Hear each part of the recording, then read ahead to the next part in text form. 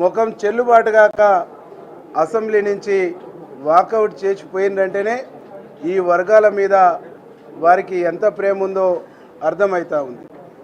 ఈ రాజ్యాంగం పనికిరాదు, కొత్త రాజ్యాంగం రాయాలన్న కేసీఆర్కి ఇలా రాజ్యాంగం గుర్తుకొస్తూ ఉంది.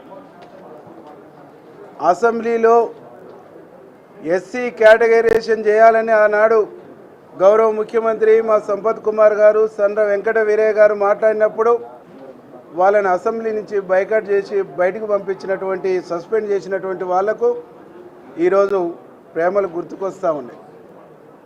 అదే అసెంబ్లీ సాక్షిగా దళితుడైనటువంటి మా రాజయ్యను నిర్దాక్షిణంగా ఉప ముఖ్యమంత్రి పదవి నుంచి తొలగించి ఈ రోజు వరకు కారణం చెప్పినటువంటి వాళ్ళు ఈరోజు దళితుల గురించి మాట్లాడుతూ ఉన్నారు. ఈరోజు బీఆర్ఎస్ పార్టీ అంటేనే దళిత బహుజనుల వ్యతిరేక పార్టీగా ముద్ర వేసుకున్నారు. దళితుల చర్చను ఇలా ఆస్వాదించేటువంటి పరిస్థితుల్లో లేదు.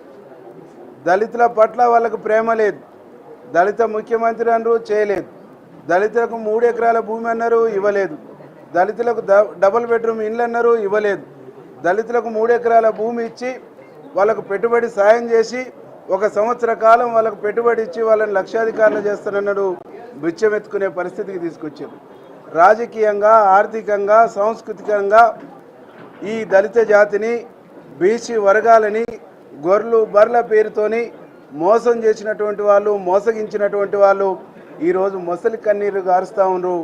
ఎందుకంటే గ్రామ పంచాయతీ ఎన్నికలు వచ్చినాయి కాబట్టి తెలంగాణలో ఉండేటువంటి ఎస్సీ, ఎస్టీ, బీసీ వర్గాలకు మేము విజ్ఞప్తి చేస్తూ ఉన్నాం. ఈ వర్గాల పక్షపాతి అయినటువంటి కాంగ్రెస్ పార్టీ, ఈ వర్గాల పక్షపాతి అయినటువంటి ముఖ్యమంత్రి రేవంత్ రెడ్డి గారు. కాబట్టి మన అభ్యున్నతి కోసం పాటుపడే ముఖ్యమంత్రి గారికి అండగా, తోడు నీడగా ఉండాలి. వాళ్ళు చెప్తున్నటువంటి తప్పుడు లెక్కలను మీరు నమ్మకండి. తెలంగాణ రాష్ట్రం, ఆంధ్రప్రదేశ్ విడిపోయినప్పుడు జనాభా ప్రాతిపదికనే ఇక్కడ ఆస్తుల పంపకాలు జరిగినాయి. ఇవాళ కొత్త లెక్కలు చెప్తూ, వక్ర భాష చెప్తూ, అబద్ధాలు చెప్తూ, అసత్యాలు చెప్తూ తెమ్మిని బమ్మిని చేసేటువంటి ఒక ప్రయత్నం బీఆర్ఎస్ చేస్తూ ఉంది. ఎందుకంటే గడిచిన 10 సంవత్సరాల్లో ఒక్కటంటే ఒక్కటి కూడా వాళ్ళు చేయలేదు. ఎస్సీ వర్గీకరణ చేయలేదు. ఎస్సీ వర్గీకరణ కోసం సుప్రీంకోర్టులో సిన్సియర్గా ప్రయత్నం చేయలేదు.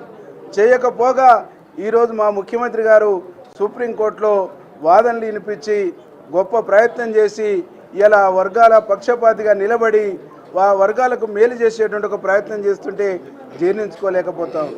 బీసీలకు జరుగుతున్నటువంటి అన్యాయాన్ని మా రాహుల్ గాంధీ గారు, మా నాయకుడు చాలా స్పష్టంగా చెప్తా ఉండు.